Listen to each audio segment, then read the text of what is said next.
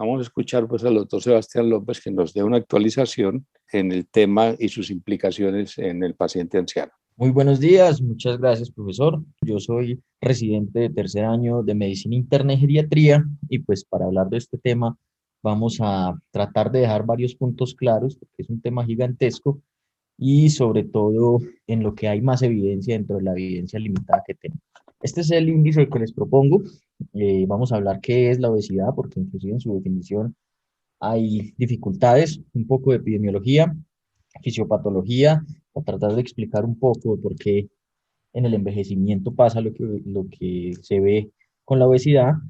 un poco de la evaluación que se deben tener en los pacientes y los desenlaces, el manejo y algunas conclusiones pues como para llevar. Entonces, ¿qué es la obesidad? Y vemos que esta definición parte desde la OMS, en la que habla de una acumulación anormal o excesiva de grasa que representa un riesgo para la salud. Cuando lo vemos en este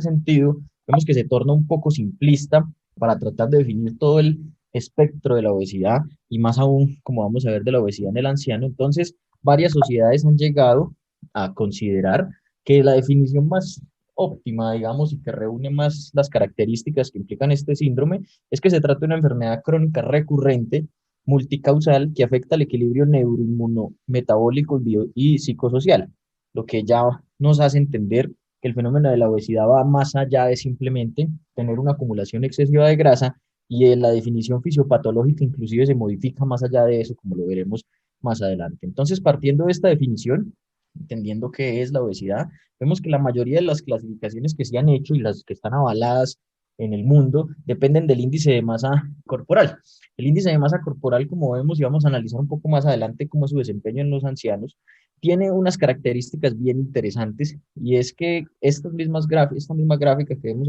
acá es aplicada a pacientes jóvenes y a pacientes ancianos, a pesar de los cambios asociados al envejecimiento que vamos a ver. ¿Qué es importante que tengamos en cuenta para esta revisión? Lo primero es que vamos a considerar sobrepeso desde 25 a 30, a menor a 30, y la obesidad la vamos a considerar de 30 en adelante, considerando la obesidad grado 3 mayor a 40 como uno de los diferenciadores que debemos tener en mente, sobre todo a la hora de hablar del tratamiento. Hablemos un poco de la epidemiología. Esta, para nadie es un secreto que estamos envejeciendo. Esta es una proyección que se hace en Estados Unidos, son los mayores de 65 años, mostrar todavía los mayores de 80, que es una cifra que aún es más interesante, en la que vemos que para el 2010 era el 13%, es una cantidad que para nosotros era significativa, y se espera que para el 2060 sea del 23,6%, lo que implica no solo un cambio en la medicina y en la forma de atender los pacientes, sino definitivamente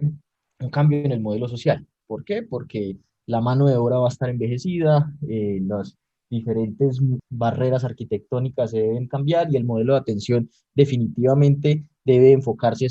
hacia una vía más desde la gerontología y no solo de la medicina reactiva como nosotros tenemos. Cuando vemos en Colombia, estas gráficas del DANE son bien interesantes, vamos a centrarnos sobre todo en la cúspide de esta pirámide y vemos como del 64 al 73 no hay mayores cambios, pero desde el 85 empezamos a dar unos cambios significativos a partir de los 60 años, llevándonos a esta gráfica que es la última, en la cual la base se ha hecho mucho más corta y se ha ensanchado la cúspide en la que vemos definitivamente un crecimiento muy grande de los pacientes mayores de 60 años. Y acá viéndolo un poco, la representación que se tiene del 2005 al 2018, vemos que el grupo que más ha crecido definitivamente es el de los ancianos, planteándonos serias interrogantes respecto a la atención que le vamos a dar a estos pacientes. Cuando vemos el índice de envejecimiento, comparado fracciones de menores de 15 años y los de 65 o 60 y más, dependiendo de la gráfica de la izquierda o de la derecha, vemos que nuestro índice de envejecimiento es muy alto, y más en el eje cafetero es donde definitivamente tenemos el índice de envejecimiento más alto en el cual las políticas públicas deberían impactar más. De la mano de este envejecimiento, vemos cómo la obesidad es por todos conocido que es llamada la mayor epidemia por su amplia distribución en toda la geografía mundial, y vamos a ver en qué países y en qué regiones sobre todo es donde más se está dando. Y este análisis del NANES vemos como el del 71 hasta el 2014, la prevalencia en hombres y mujeres de obesidad ha pasado, la obesidad ha llevado a que se alcancen niveles hasta el 39,4%, que es una cifra supremamente elevada, y vemos el recorrido histórico demostrándonos que esta es una entidad que va creciendo de la mano del crecimiento, de la mayor expectativa de vida que se tiene. Cuando vemos la prevalencia mundial de la obesidad, bien interesante que vemos como parte del 5%, ya sea ambos hombres y mujeres, y siempre vamos a ver que las mujeres tienen un mayor crecimiento en todas las gráficas que vemos, puede ser asociado a que viven más, por eso ya lo determinaremos más adelante. Lo importante es que tengamos en mente que siempre asociado al envejecimiento hay un aumento de peso, y cuando lo vemos en las tendencias sobre todo, definitivamente se han aumentado de una manera impresionante, siempre teniendo a las mujeres a la cabeza de estas gráficas. Cuando analizamos un poco las tendencias regionales, vemos cómo las Américas, en esto estamos incluidos nosotros, somos los que más hemos aumentado de peso, con unas diferencias que parten desde los 90, inclusive para diferenciarnos de los europeos, llegando a tasas supremamente elevadas de casi el 30%, y esto abarca eh, obesidad en todos los grupos etarios, incluyendo los mayores de 60 años. Por lo que, si comparamos las gráficas, vemos que definitivamente, a la par que envejecemos, estamos aumentando de peso en el mundo. Cuando vemos este análisis que se hizo en el ENSIN, la última fue en el 2015, de cómo era el sobrepeso y la obesidad, esta gráfica específicamente es de obesidad, tenemos que el promedio nacional en el 2015 fue de 56 puntos de sobrepeso y obesidad, perdón, es esta gráfica, del 56,5%, y tenemos características muy interesantes para llevarlo a comparar con las cifras de los años anteriores. De entrada, el predominio femenino, como lo vemos acá,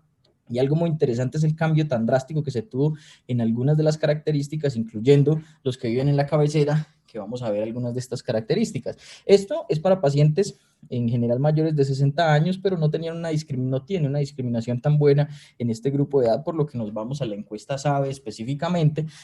la cual la encuesta SABE pues, nos permite ver un poco más sobre este envejecimiento en Colombia, en el cual se encontraron que definitivamente la obesidad específicamente en el anciano está asociada a mujeres separadas o viudas, principalmente entre los 60 y los 69 años, de piel clara, de estrato 2 y 4, que viven en zona urbana y que no tienen estudios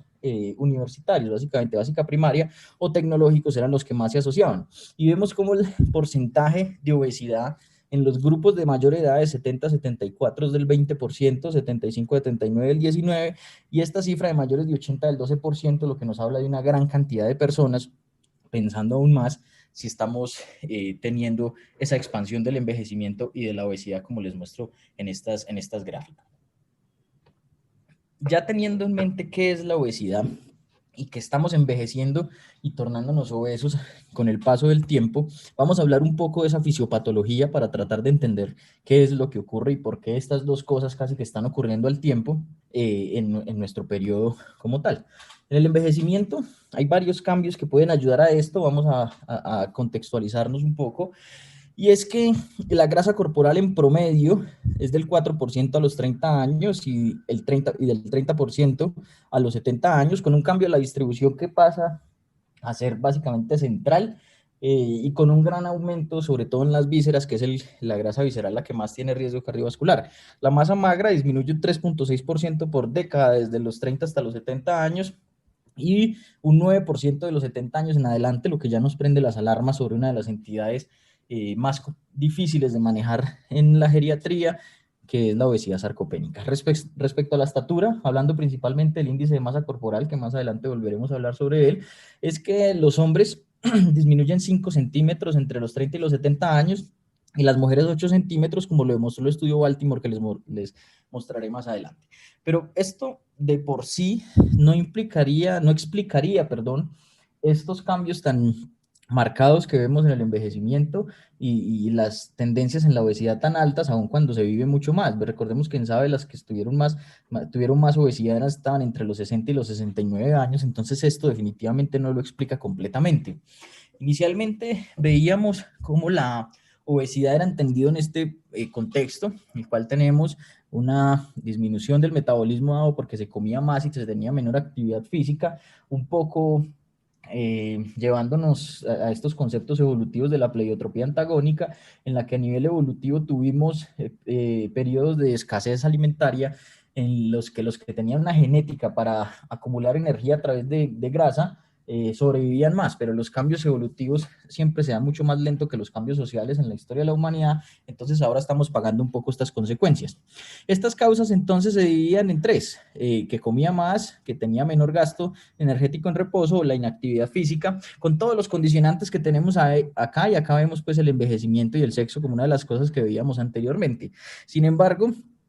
nos hemos dado cuenta de que esto se queda supremamente corto y que al tratar de intervenir únicamente en esto, nos quedamos tratando menos del 50% de lo que debemos tratar, porque la verdad, el entendimiento de la obesidad ya debe girar más en torno a todo lo que impacta desde la biología y desde la sociedad y el medio ambiente, porque muchas veces solo la cultura de alimentación en algunas sociedades que tienen diferente a las occidentales, pues vemos que marca una tendencia y un cambio significativo aún en países ricos que no tienen esas tendencias de obesidad como les mostraba inicialmente. Entonces, de entrada vemos que la complejidad del fenómeno de la obesidad va mucho más allá de simplemente tener un concepto biológico, e inclusive dentro del concepto biológico ya existen varias cosas que no se tienen en mente. Normalmente, con un impacto importante acá para llamar la atención, vamos a hablar un poco de la resistencia a la insulina, definitivamente el cerebro como un eje central, y el sueño, los ciclos circadianos que impactan directamente en este fenómeno de la obesidad. Teniendo esto en mente, vamos a tratar de llevarnos fisiopatológicamente en esta ruta, en la cual tenemos el envejecimiento con algunos cambios, un impacto importante en los estilos de vida que lleva el sedentarismo, una disminución de la actividad física y una dieta que más que pobre es inadecuada, que nos va a llevar a la obesidad. Esa obesidad se potencia por algunos cambios hormonales asociados al envejecimiento, como los que tenemos acá, principalmente la hormona del crecimiento. Ahora más tarde les comentaré algunos estudios que se han hecho con esta hormona en los ancianos, y algunos proinflamatorios, entre los cuales llama la atención la leptina y la adiponectina, como les mostraré en las próximas diapositivas, que es muy importante. Vamos a analizar esto más a profundidad ahora, y ahora vamos a ver las limitaciones, porque si bien existe, como ahora vamos a mostrar, la paradoja de la obesidad, hay varios condicionantes de esta paradoja de la obesidad que vamos a analizar más adelante. Lo que sí es importante es saber que la obesidad es diferente cuando se envejece obeso a cuando se da una obesidad en el envejecimiento. Y muchas de las consecuencias deletéreas asociadas a la obesidad es porque se envejece ya con una obesidad, inclusive cuando se tiene obesidad a partir de los 25 años, que son los estudios con menores edades que se han publicado. ¿Qué particularidades tenemos entonces que asocian el envejecimiento y la obesidad? Esta inflamación del tejido adiposo, con su distribución y con los cambios principalmente asociados a un fenómeno proinflamatorio, hacen que se aumente la resistencia a la insulina de manera diametral, casi que en las mismas características que lo hace la resistencia a la insulina. La adiponectina, uno de los artículos era muy interesante porque analizaba cada una de estas entidades, entendiendo que la regulación del proceso inflamatorio, principalmente dado por la adiponectina, es la que altera en gran medida esta resistencia a la insulina, y cómo se tiene una gran variedad de espectro de citoquinas que están asociadas a esta adiponectina. Lo principal es que la adiponectina pierde su ritmo circadiano, en el cual hay una disminución en la noche, y lo que se da es un aumento sostenido, que se ha demostrado que cuando disminuyen de peso vuelve a su ciclo normal y se regula su producción. La leptina, que si bien se encuentra asociada que se aumenta con el envejecimiento, ya existe también la resistencia a la leptina, demostrando que al tener unas altas concentraciones, pero no poder ser metabólicamente activa, se persiste en el fenómeno proinflamatorio, que la leptina podría ayudar un poco en este sentido, y sobre todo junto con las otras hormonas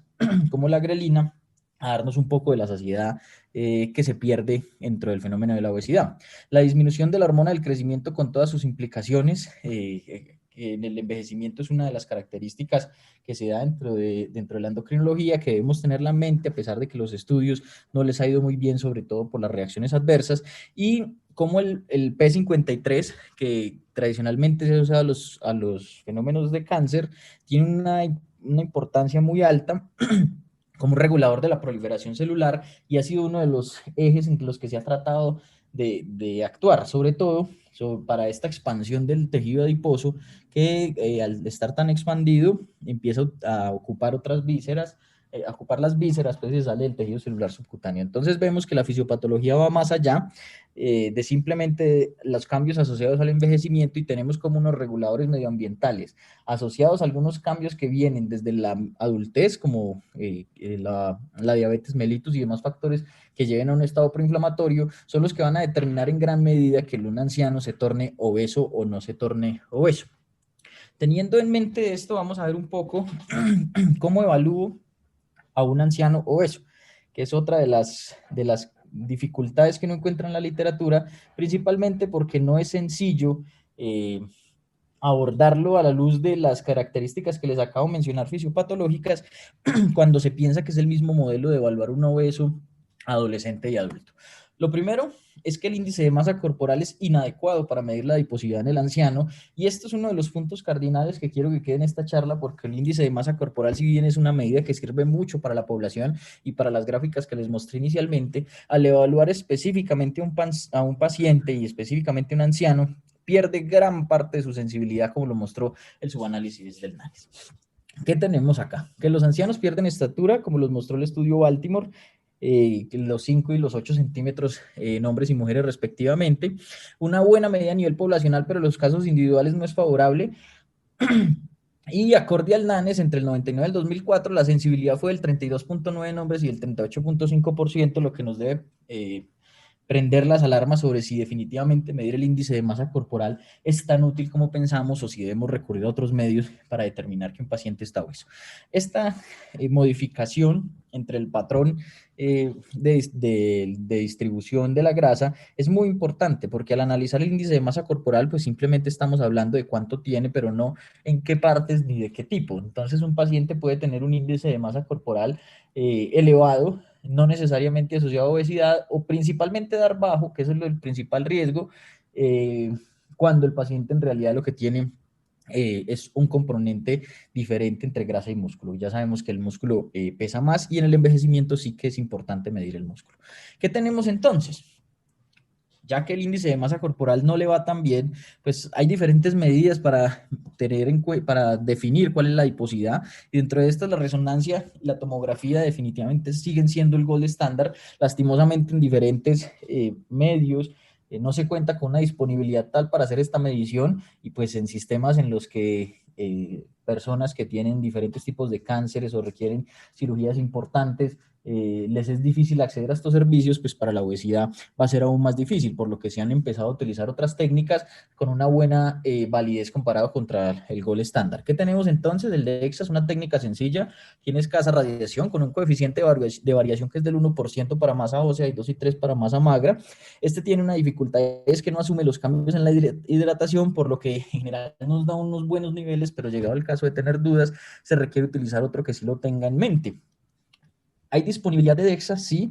generalmente se utiliza, es directamente para osteodensitometría. Ya existe la composición corporal total por DEXA, que es básicamente en la que se centran estos estudios para analizarlo dentro del contexto de la obesidad. Y tal vez el que más se ha utilizado por su facilidad es la impedancia eléctrica. Es una medida de la composición corporal en general, sí depende del estado de hidratación. Es disponible y fácil de realizar, y tiene una dificultad enorme en los ancianos, y es que por esas alteraciones en el balance hídrico, que hay mayor cantidad de prótesis, dispositivos cardiovasculares implantables, y a que requieren unas características especiales para su realización, se vuelve una modalidad poco favorable,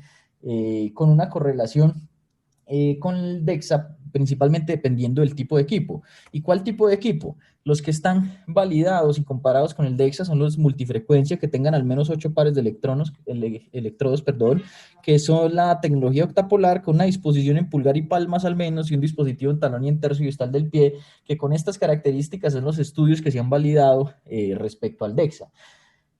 Por lo que si queremos realizarlo, idealmente se debe hacer bajo estas características. Esta es probablemente la de mayor disponibilidad, teniendo en cuenta estas características que les estoy mostrando en este momento. Si definitivamente no tenemos ninguna de esas, y pues digamos en el consultorio del día a día no vamos a tener a la mano, por lo menos no muchos, ninguno de estos dispositivos, entonces existe la circunferencia de la cintura, que junto con el índice de masa corporal nos da una asociación principalmente con factores de riesgo cardiovasculares, en lo que más se ha estudiado, pero nos da una medida indirecta de cuánto es el tejido adiposo que se encuentra a nivel abdominal. Es bien interesante cuando se suman estas dos características, las predicciones a largo plazo, incluyendo discapacidad, como les mostraré. Que es muy importante, este de 90 y 94 centímetros son los estándares latinoamericanos, sin embargo, muchos de los estudios se hacen con 88 centímetros en mujeres y 102 en hombres, que esta última es la que más, digamos, se ha recomendado muchas de las publicaciones, pero es importante tener en mente que a nivel latinoamericano estas son las que se deben medir por lo menos, pero vemos que hay grandes diferencias entre lo que vemos entre hombres, porque igual pues tener, tener esta diferencia en centímetros va a implicar que se pueden incluir o excluir una gran cantidad de pacientes. Entonces, clínicamente, definitivamente tenemos que tener en mente el índice de masa corporal asociado a alguna otra cosa, que en el día a día puede ser la circunferencia de la cintura, pero cuando estamos en el contexto de hablar de una obesidad y tratar a un paciente obeso, se queda corta y en nuestro medio por lo menos tenemos disponibilidad de composición corporal total y y bioimpedancia, pero con 4 electrodos, que no es lo que está validado en la literatura asociado con el DEXA. Pongo esta acá muy importante en la evaluación porque no se nos puede olvidar que existe una gran cantidad de medicamentos que están asociados a aumento de peso y muchos de ellos se formulan indistintamente porque no se tiene el concepto de que estos pueden aumentar de peso y muchas veces, como vemos acá, una gran cantidad de este grupo se deben a pacientes con trastornos psiquiátricos. Se piensa que es más a su patología de base, que puede ser un condicionante importante, pero los medicamentos no le están ayudando en este sentido. Entonces vemos cómo el tratamiento de la diabetes, los antidepresivos, los antipsicóticos, anticonvulsivantes y antihipertensivos son los que más están descritos. Sin embargo, hay otra gran lista que no incluí pues por fines prácticos, que es muy importante que siempre hay alternativas, excepto pues acá vemos los antipsicóticos pueden ofrecer alternativas en algunos pacientes, definitivamente no va a ser posible, pero al menos tener en mente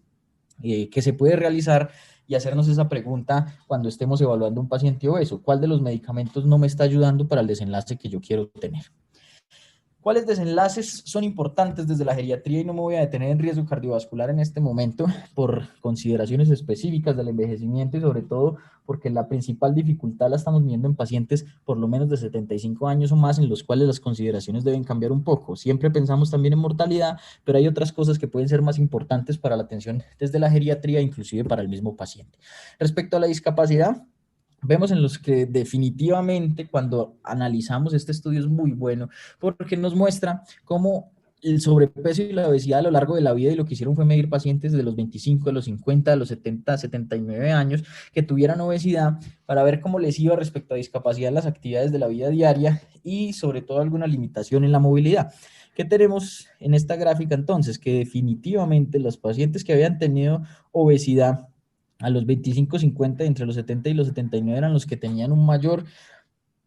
HR, hazard ratio, para desarrollar algún trastorno en la movilidad, y los que habían tenido al menos obesidad en los 50 años, vemos que también era superior, con diferencias estadísticamente significativas a los que desarrollaban la obesidad ya en edades muy avanzadas, entre los 70 y los 79 años. Cuando lo analizamos en mujeres, que era la gráfica anterior, vemos esas grandes diferencias respecto a la obesidad. Cuando lo vemos en hombres, llama la atención este gráfico, y es que estar obeso toda la vida no tuvo relación, no tuvo una asociación estadísticamente significativa, obviamente comparándolos contra los que no estaban obesos en ningún momento, pues que siempre va a ser el punto de comparación. Pero bien interesante que los que estaban con un desarrollo desde los 50 años sí tenían un HR muy elevado, esto recordemos en hombres, ya vamos a ver un poco de eso, pero tener en mente que para los hombres tener una obesidad a los 50 años es un factor de riesgo para discapacidad y alteraciones en la movilidad. Cuando analizamos este diagrama de bosque, vemos cómo el RR para la obesidad en general y la declinación funcional, considerándolo con un índice de masa corporal mayor, al menos de 30, en adelante, vemos que definitivamente sí lo hay, una asociación con esta declinación funcional. Cuando lo analizamos en cuanto a la masa muscular, que es una de las cosas importantes que se hace discriminación en el estudio, y es que vemos que en esta no se tuvo diferencias estadísticamente significativas, que es otra de las sorpresas que llevó en este estudio y los estudios que analizaron posteriormente estos resultados. Porque si de entrada les mostré desde la fisiopatología que había una disminución en la masa muscular, y disminución en la masa muscular también podía estar dada por infiltración grasa en los músculos. Entonces, ¿por qué muchos de los estudios no muestran que cambie la masa? La verdad es porque muchos de los estudios no se han hecho con los gold estándar, pero además de eso, nos mostraba cierto patrón de cambio en la interpretación de la sarcopenia, porque vemos que esta es la asociación con la fuerza de agarre. Entonces, definitivamente los cambios sí se dan más en cuanto a la funcionalidad muscular respecto a la fuerza y no necesariamente en cuanto a la masa muscular, que es algo entre lo que debemos impactar, porque estamos teniendo pacientes más débiles. Respecto a caídas, esta es una de las cosas interesantes, y es que los pacientes, cuando se dan los modelos ajustados, tenemos que la obesidad en general tiene un mayor riesgo de que los pacientes se caigan, inclusive teniéndolo casi al mismo nivel cuando tenemos la obesidad grado 3 con los pacientes que tienen limitaciones en los miembros inferiores, lo cual nos habla de que puede ser igual de grave tener diabetes mellitus, una limitación en los miembros inferiores o estar obeso para caerse, que es una de las características que no nos llama mucho la atención, sobre todo porque los pacientes con una obesidad grado 3 pues su movilidad en general es menor que las que no están en este estadio. Que sí es muy interesante, que estos pacientes que se caen, en general las complicaciones son mucho menores dependiendo del grado de obesidad y se debe principalmente a que se miden, como vamos a ver en otro de los estudios que más referenciado, al análisis de la fractura de cadera, en el cual el tejido adiposo circundante definitivamente es un factor de riesgo. Entonces, se caen más, sí, se fracturan mucho menos comparado con los pacientes que no tienen obesidad. Este es el estudio de fracturas, este es el de la continuación para que veamos las gráficas del porcentaje de personas que se caen y el porcentaje de personas que tienen cualquier caída que los lesione. Y vemos las grandes diferencias de entrada entre hombres y mujeres, en este no fueron estadísticamente significativas, hasta antes de los 60 años y cómo definitivamente la obesidad se vuelve un factor protector para para las lesiones asociadas a las caídas, pero aumenta el número de caídas de una manera muy importante, como les mostré anteriormente. Este análisis específicamente se los traigo es porque llama la atención. Obviamente nos vamos a centrar parte del grupo de los 64 años porque vamos a considerarlo a partir de los 60 el concepto de persona mayor, y de los 65 a los 79 simplemente para mostrarles cómo en hombres y mujeres los RR se modifican a pesar de tener los diferentes mediadores que ellos consideraron para las caídas. Hay unos que son bien interesantes porque si tenemos que la obesidad puede alcanzar hasta 1.18 y tener una artritis avanzada también lo limita, nos habla de que este impacto definitivamente es importante y requiere que le pongamos cuidado específicamente en el de caídas. Definitivamente en las lesiones es mucho menor por las características que les mencioné anteriormente. Este metaanálisis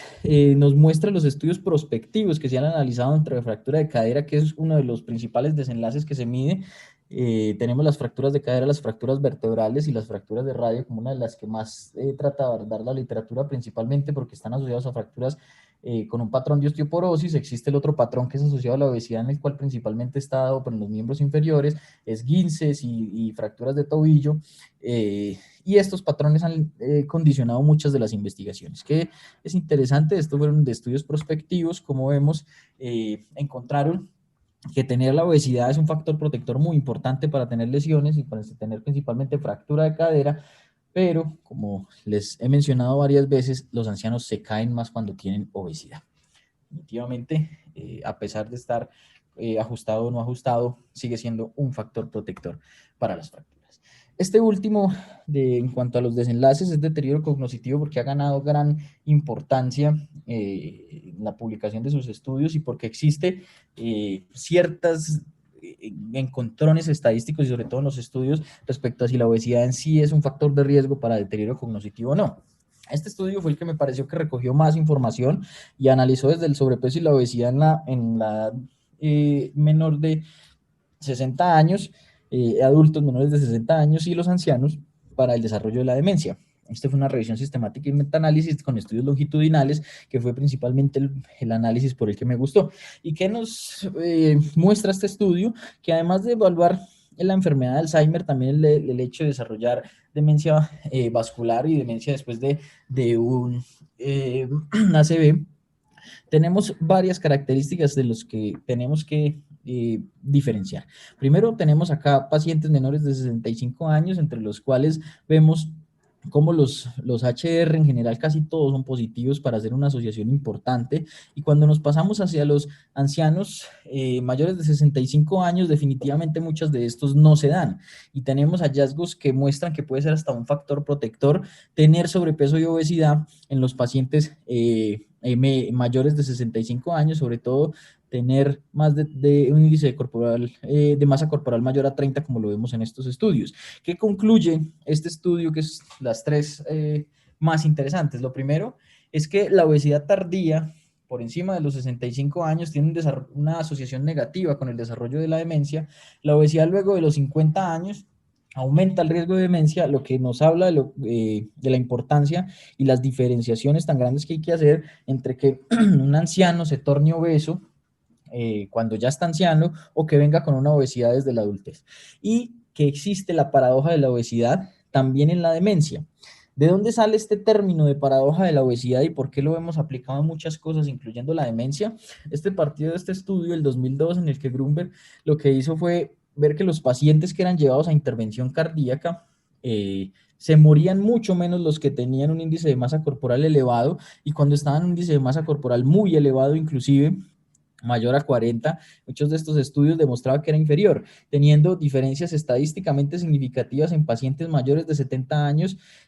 Cuando lo analizábamos en cuanto a mortalidad,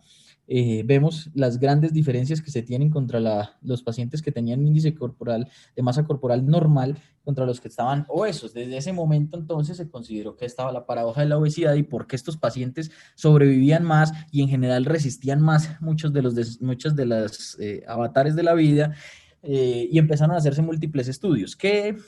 hay de crítica respecto a la paradoja de la obesidad? Lo primero es que debemos mencionar que es distinto envejecer con obesidad a desarrollar la obesidad en el envejecimiento. Y muchas de las características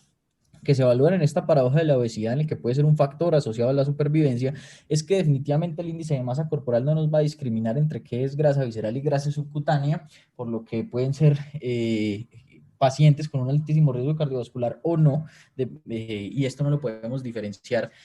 con un índice de masa corporal. Lo otro es el llamado fitness cardiovascular, y es que son pacientes que tienen un índice de masa corporal elevado. Esto principalmente se ve en los que desarrollan la obesidad ya ancianos, y son los pacientes que han logrado tener ya cierta resiliencia y les permite tener estos niveles de proinflamatorios sin tener un impacto marcado en su riesgo cardiovascular. El fenómeno del obeso sano en general no tiene una aplicación muy importante en los pacientes no ancianos, principalmente porque los desenlaces a largo plazo, que son los que más se miden en personas adultas, siempre estarán en contra de ellos. Y lo otro es que el exceso de tejido adiposo en la población anciana con alto riesgo de fragilidad puede ser protector, no solo por fractura de cadera, que es uno de los que ya sabemos la alta mortalidad que se tiene, sino porque hay una pérdida que se puede dar durante el envejecimiento de peso, y al tener estas características puede tener cierto grado de protección, lo que definitivamente la paradoja de la obesidad es una ampliamente referenciada en la literatura, pero debe ser individualizada. La paradoja de la obesidad no es aplicada a todos los ancianos, que es uno de los grandes errores que se debe cometer. Recordemos que pocas cosas hay más heterogéneas que un anciano, porque el curso y trayecto de vida nos modifica a cada uno de nosotros, llevándonos a ser ancianos totalmente diferentes. Bueno, vamos a hablar sobre el tratamiento, y definitivamente el tratamiento se basa en exactamente lo mismo que vemos en los pacientes adultos. Vamos a ver las particularidades que se tienen. Definitivamente es el estilo de vida, el tratamiento farmacológico y el tratamiento quirúrgico con lo que contamos actualmente, aunque esto pues aplica también para cualquier enfermedad. Esta gráfica la quiero traer específicamente porque nos muestra cómo los ancianos obesos sin consecuencias, muchas veces el manejo no se trata de que pierdan peso, sino de que no ganen más. Y este es uno de los fenómenos a los que volveremos más adelante, sobre todo después de hacer un adecuado análisis del paciente. Pero ¿qué es muy importante de esta gráfica? Este punto en el que la pérdida de peso debe ser gradual, y esto nos va a limitar muchas de las cosas que les voy a mostrar más adelante. Definitivamente la actividad física, la nutrición y el comportamiento embebidos en estos cambios socioculturales y de disponibilidad de la alimentación van a ser diferentes, y debemos siempre considerarlo dentro del ciclo, dentro de la familia, dentro de los cuidadores, dentro de la facilidad de acceder a los medicamentos y a los alimentos, porque si no, pues nos vamos a quedar solo con una esfera de atención al paciente. Vamos a hablar de la nutrición. Para la nutrición tenemos estas guías muy buenas, muy completas del 2019, las ESPEN, que hablan sobre la nutrición clínica y la hidratación, en el cual hay unos análisis específicamente para el anciano obeso y el anciano con sobrepeso, que son muy dicientes y con unas, ellos siempre ponen ahí más abajo de su recomendación como de dónde sale esto y tienen unos estudios bastante interesantes. Lo primero es que en personas mayores con índice de masa corporal entre 25 y 30, que ya vemos que son pacientes con sobrepeso, deben evitarse las dietas restrictivas. Y esto es uno de los puntos más importantes porque entonces desde este punto de vista estamos permitiendo el sobrepeso en los ancianos.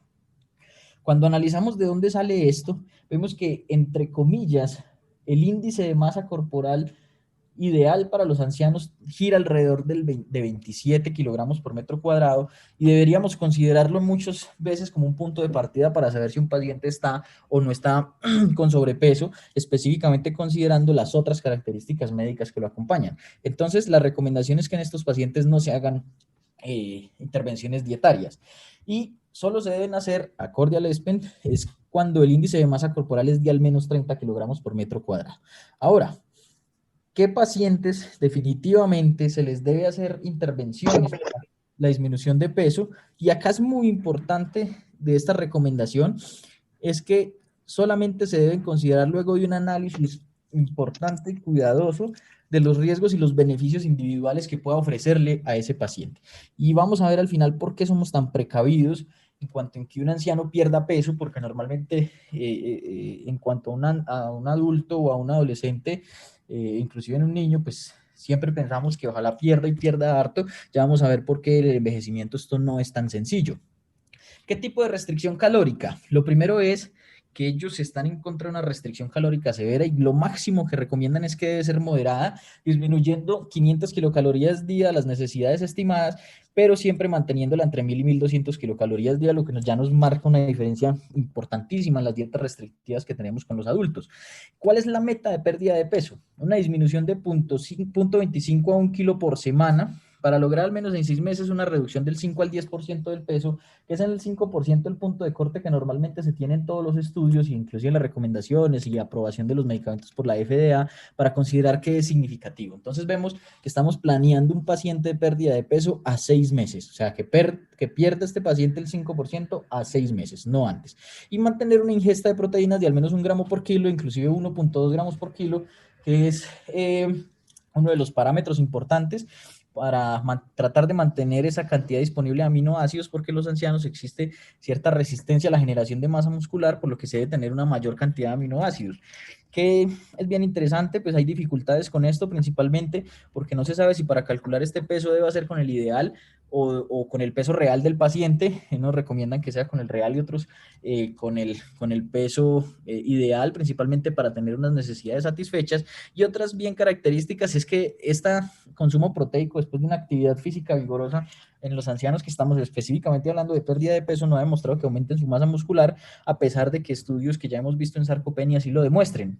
Entonces, es bien interesante. Y lo otro es que ciertos suplementos como la proteína whey, recientemente salió un estudio demostrando que la respuesta en pacientes adultos y en pacientes ancianos es diferente. Entonces, hay muchas de estas características que debe ser evaluada de manera multidimensional, porque definitivamente un enfoque médico se queda corto. Asociado a la actividad física, es siempre el parámetro que se debe tener en mente para hacer una pérdida de peso en los pacientes ancianos, y esto principalmente se va a buscar es para que no pierdan masa muscular más que para el efecto en la pérdida de peso. Para perder peso, lo que más sirve es la dieta, y de ahí la actividad física para ayudar a tener los beneficios cardiovasculares y además en este grupo preciso que no pierdan mucha masa muscular, que es uno de los que más le tenemos miedo. ¿Qué quiero mostrarles desde la actividad física? Hay muchas recomendaciones sobre cómo hacerlo, inclusive páginas solamente dedicadas a la actividad física en los ancianos del Instituto Nacional y demás, en los cuales se trata de hacer de todos los tipos, pero la que más evidencia tiene se deriva de este estudio, el LIFE, que fue este estudio aleatorizado, controlado, multicéntrico, que evaluó discapacidad de 2.6 años y demostró que había una reducción del 28% de la discapacidad cuando se realizaba esta rutina de ejercicios. ¿Qué vemos en esta rutina de ejercicios? Que además de tener el compromiso, la actividad aeróbica, también tenía una actividad de resistencia, y además de la resistencia, les mostré algo de flexibilidad tratando de agrupar todos los métodos pues, de actividad física, y nos devolvemos a que tenemos en mente que la actividad física se resume a la prevención de la discapacidad y no para como ayudante a la pérdida de peso ni que nos ayude un poco en el fitness cardiovascular. En general, la actividad física piensa es para que el paciente no pierda masa muscular con todas las complicaciones que tiene la sarcopenia. Respecto a la farmacología, uno siempre espera tener ayudas farmacológicas, y vemos una gran cantidad, sobre todo los que están en boga. Acá en esta del 2018 falta el estudio con el semaglutide y vemos pues con unas pérdidas de peso significativas. Lastimosamente de todos estos, los únicos que incluyeron pacientes mayores de 60 años fueron estos dos, el topiramato fentermine o fentermine topiramato, como vamos a ver, y el liraglutide. Entonces traté de hacer un análisis específicamente de estos dos para ver qué características tienen y qué nos puede servir o no. Respecto al estudio pivotal del fentermina topiramato, que fue el CONQUER, incluyó el 7%, eran 254 ancianos, y estas fueron las principales reacciones adversas: las parestesias, los mareos, la disgeusia, el insomnio, el estreñimiento y la xerostomía, que definitivamente no son recomendados en el anciano por estas características. Nos pueden limitar todo un proceso de rehabilitación que, como les mostré, era supremamente importante, y está contraindicado en glaucoma, que es ampliamente presente en los ancianos, el hipertiroidismo que esté tomando y este medicamento lastimosamente no está en Colombia. Respecto al liraglutide, el estudio pivotal fue del 6.9%, 232 ancianos, entre los cuales tenemos el estreñimiento, la diarrea, la hipoglucemia y las palpitaciones como las principales reacciones adversas, y contraindicado en angioedema y en MEN2 tipo 2, que los cuales nos muestran un mejor perfil para este grupo de pacientes, a pesar que haya incluido una población tan baja, pues es el único que se tiene hasta el momento. Haciendo su análisis de este grupo específicamente, ya hay publicaciones entre los cuales muestra que hay una menor disminución de la masa muscular siempre a una actividad física. Entonces, solamente el liraglutide sin actividad física tampoco es que no sirva, pero al menos es una de las estrategias que podemos pensar. El Orlistat no está estudiado en ancianos y digamos que depende de un alto consumo de grasas, y nuestra población es principalmente de harinas. Algo muy importante respecto a los medicamentos es que aumentar la polifarmacia en este grupo de edad es bastante riesgoso. Entonces, inclusive para formular un liraglutide, el liraglutide, debemos tener en mente muchas de las consideraciones geriátricas para ayudarle a este paciente. Por último, la cirugía bariátrica. Vemos que dentro de las recomendaciones de la Asociación Colombiana está, por un lado, la discriminación entre los 40 kilogramos por metro cuadrado para llevarnos a cirugía bariátrica, y entre 35 y 40 siempre que tengan estas comorbilidades que nos indiquen que estos pacientes se benefician de una cirugía bariátrica, ofreciéndonos este tipo de cirugías que son pues las que están avaladas por esta asociación: las restrictivas, las malabsortivas y las cirugías mixtas. ¿Qué quiero mostrarles rápidamente? Porque esto pues cada uno de lo que les he mostrado podría ser un tema solo, pero para llevarnos a la casa, algo muy importante es que definitivamente el exceso de pérdida de peso cambia significativamente con el envejecimiento, y de entre los 65 a los 69 puede alcanzarse una pérdida de peso que puede llegar hasta el 62.5, y cuando lo vemos en mayores de 75 y sobre todo en 80, baja hasta 18.7. Entre los estudios que se ve que puede servir, que nos puede ayudar un poco más en estos mayores de 60 años, vemos cómo las gráficas tienen una diferencia significativa cuando vemos la pérdida de peso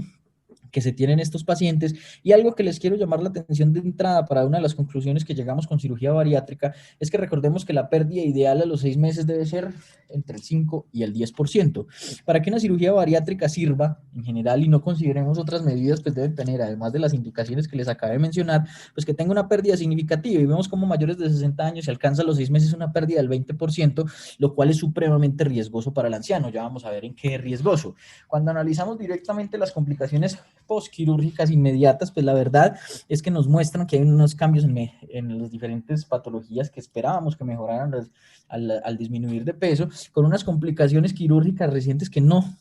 muestran que se trate de un procedimiento no seguro en el anciano, por lo que las complicaciones a corto plazo en general no nos preocupan tanto. Vemos que desde la página de la Asociación Colombiana ellos lo remiten a uno a hacer este análisis, que es de la Federación Latinoamericana de Sociedades de Obesidad, publicado en el 2017, en el cual tienen un apartado para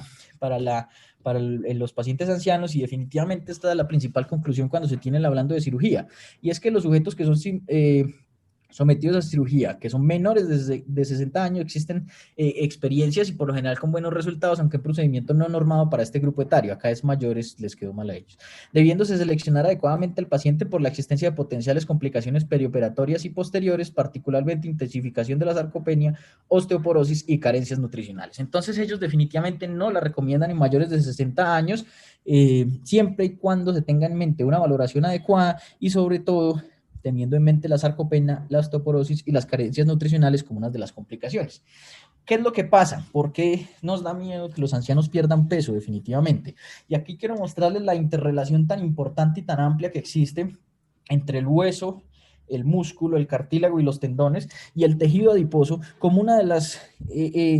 herramientas, por lo menos conceptuales, de las que nos tenemos que partir, de las que tenemos que partir para entender que un paciente, cuando le disminuimos cualquiera de estas entidades que vemos acá, se va a afectar la otra directamente. Entonces, el hecho de que estemos disminuyendo el tejido adiposo, cualquiera de las formas, definitivamente va a impactar en todas las que vemos acá. Y vemos que existen vías comunes entre la sarcopenia y la osteoporosis que se pueden llevar por cambios hormonales, grado de inflamación bajo y estrés oxidativo, sobre todo cuando estamos alterando cualquiera de estas. Entonces ya vamos entendiendo que cuando tenemos un paciente en el cual le disminuimos la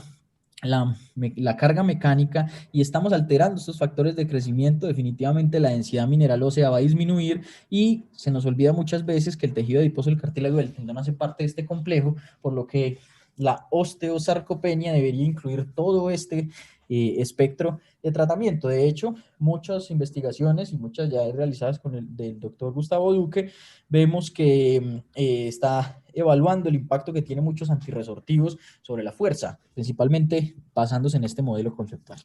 ¿Qué pasa entonces si bajamos de peso?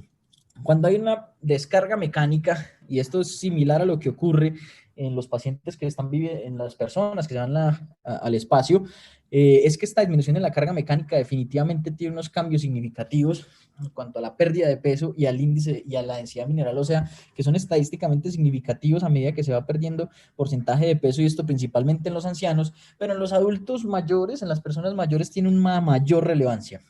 En general se acepta, aunque con mucha controversia, que una libra de peso perdida en general es 75% grasa y 25% músculo. Y si estamos analizando este 25% de músculo en los pacientes ancianos, estamos impactando directamente en la capacidad, por lo menos en disponibilidad para una reserva contráctil, lo que nos va a impactar en el segundo ítem que les pongo acá, y es que se disminuye la fuerza del extensor de la rodilla en un 7.5% y la fuerza de agarre en un 4.6%, solamente hablando del peso perdido con la dieta, o sea, con la meta de 5 a 10%, principalmente cercano a 5 a los 6 meses, ni hablar de la cirugía bariátrica. Y el gran coco que tenemos desde la geriatría sigue siendo la obesidad sarcopénica, porque a estos pacientes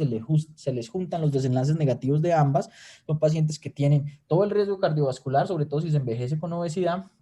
todo el riesgo cardiovascular, todo el riesgo de caídas asociado a la sarcopenia, que también tiene desenlaces enormes con muchos de los tratamientos limitados, en gran parte de lo que les mostré anteriormente, porque no se puede descuidar ninguna de las dos. A manera de conclusión, la mejor forma de evaluar un anciano y un anciano con obesidad es la valoración geriátrica multidimensional, porque esta nos va a permitir analizar todos los factores que les acabo de mencionar para muchas veces determinar si este paciente sí es o no es candidato a una cirugía, a una intervención para disminución del peso, y tal vez enfocarse directamente desde lo físico, o sea, considerando sus comorbilidades, no sea suficiente, y vemos que el espectro se abre mucho más allá.